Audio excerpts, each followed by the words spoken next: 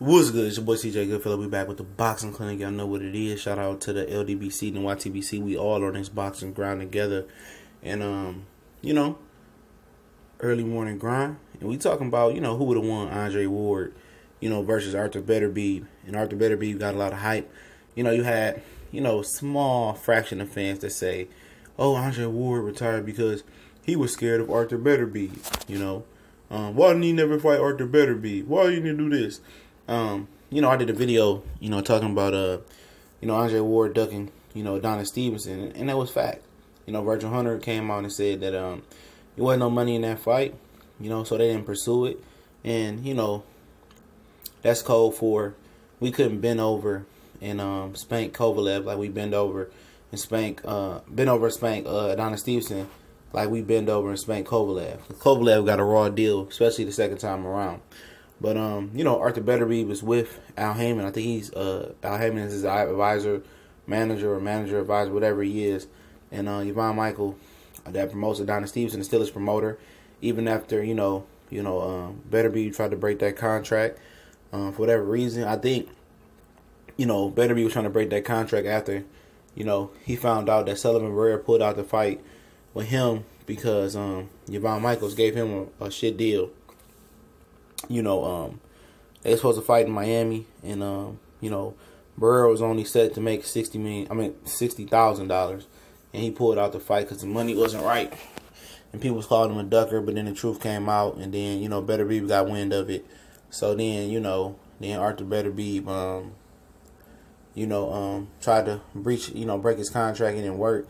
But it would have been an interesting fight. I would love to see the fight happen, but only after Artur Beterbiev took the steps and the precautions to fight elite level competition. Now, the Sullivan Barrera fight, looking at hindsight, would have been a good fight, for him. But we didn't know Sullivan Barrera was on that elite level in the light heavyweight division like that at that time.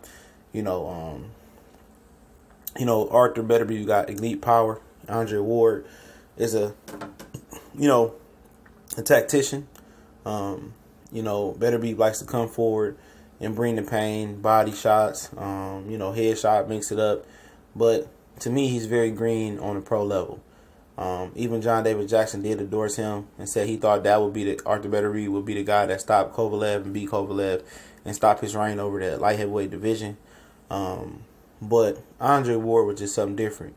Andre Ward isn't the flashy fighter, fast twitch fighter that fights on the outside and jumps in like Roy Jones and do things of that nature. He's a tactician. His foundation is built on fundamentals.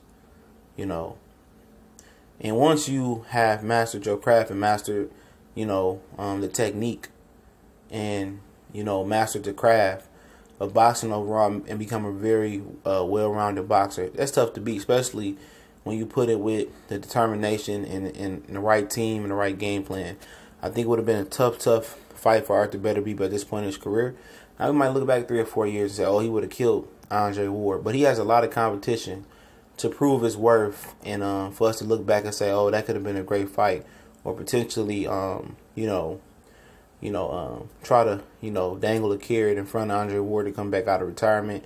Hopefully he can get the Kovalev fight. Hopefully he can get the Sullivan Barrera fight.